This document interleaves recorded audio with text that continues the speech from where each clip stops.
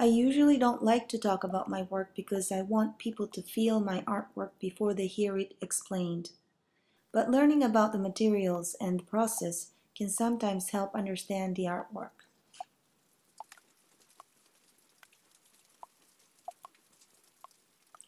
This sculpture is made with many different materials and involves various processes. In order to make large pieces, I use Japanese screen paper. I take special attention to the edges of the pieces, forgetting the effects of naturally occurring shapes.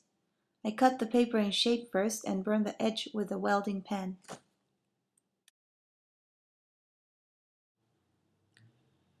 The porcelain letters represent the next 7 sinking cities in the world. I cut out a slab of clay in the shape of alphabets in various sizes. You can see a block of porcelain clay that I used on the right corner of this photo. Resin-coated paper is laid on top to check the transparency. In this photo, underneath the resin-coated paper, you can see the organic puddle-shaped pieces made with casting slip. Gauze is laid on top of a plaster bat and casting slip is poured on top. This way I can lift them intact, even though they are extremely fragile. These porcelain pieces are put into a kiln and fired to about 2200 degrees. Before determining the final design of the combined pieces, I tried out many different layouts. I wanted to see some of the letters showing through the translucent resin paper and some coming out of the paper.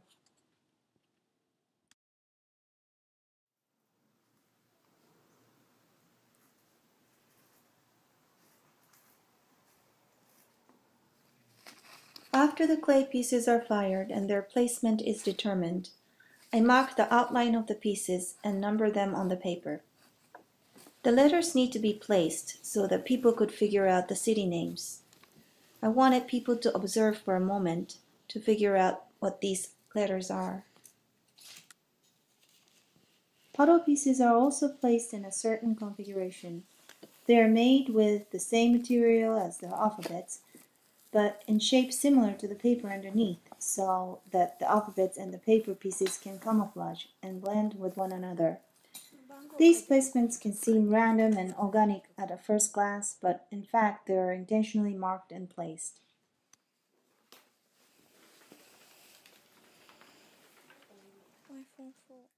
The next step is to coat the surface of the paper and porcelain with resin. I coat the top side first and let it dry overnight, and then flip the piece and coat the other side. When I coat the resin on the back side of the pieces, I coat the fiberglass veil onto them. The fiberglass is used to strengthen the pieces and at the same time to maintain their translucency, making them look like thin sheets of ice.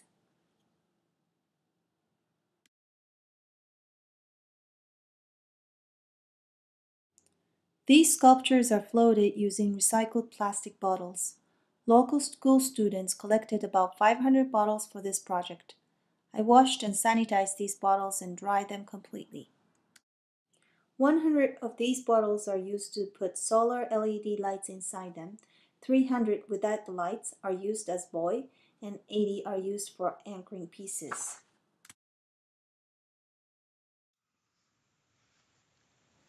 I bought inexpensive solar garden lights and detached the stalk pots.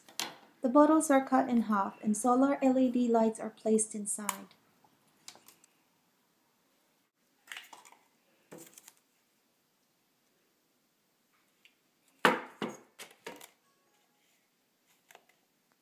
Silicone is used to carefully seal the joint and it is resealed from outside as well to prevent any water from coming in.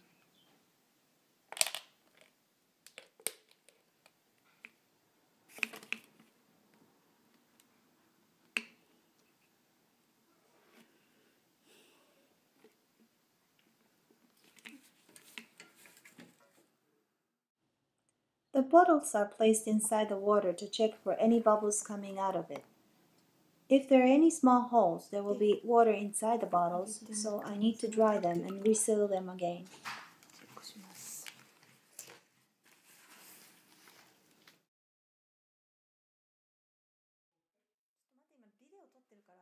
The caps are sealed and the bottles are placed so that the lights should shine where the letters are.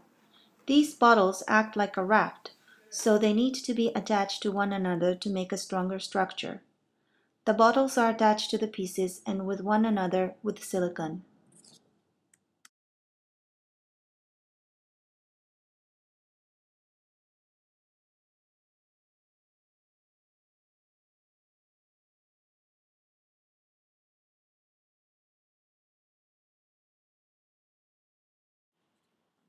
For narrow tips where bottles can't fit into, I attached acrylic rods to support the structure.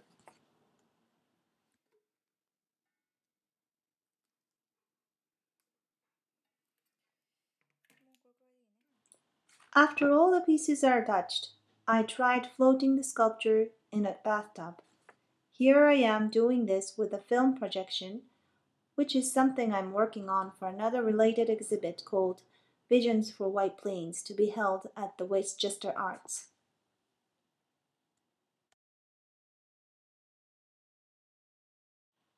After the float test, I worked on the anchors. Anchors are made with plastic bottles filled with sand and water. I bundle the anchor bottles together with ropes and wire. At the end of the rope connected to the anchors, a hook is attached so that it's easier to connect them to the sculpture pieces on the water.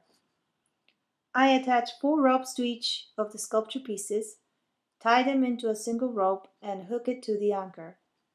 These 4 pieces of ropes are connected to the bottlenecks, which are securely fixed with extra coating of fiberglass and resin.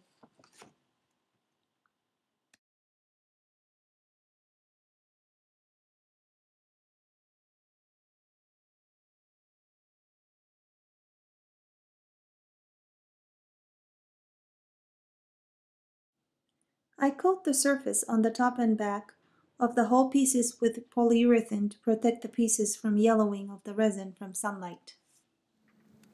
The pieces are placed on top of foam boards for transportation and the final location of the pieces are determined.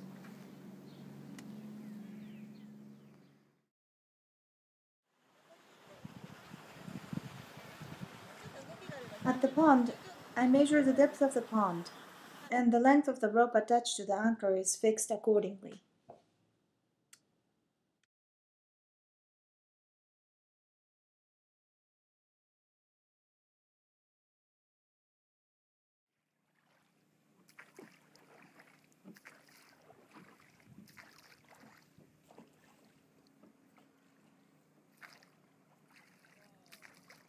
Placing all the sculpture to where I originally had planned can be very challenging because the wind and the current push the boat while trying to install the pieces at the exact position.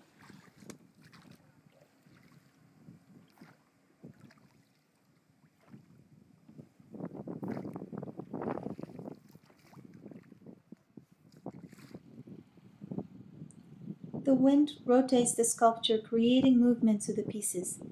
The LED lights collect the sunlight during the day and releases light at night. This interaction between nature and artwork is the most exciting part of this work.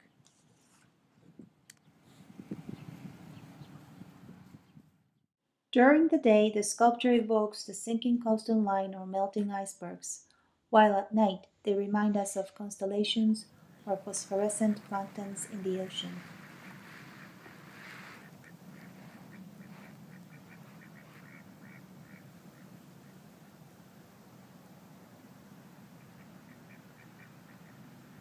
This video is only 10 minutes long, but it took almost 10 months to complete the whole process, from developing ideas to finishing and installing the pieces.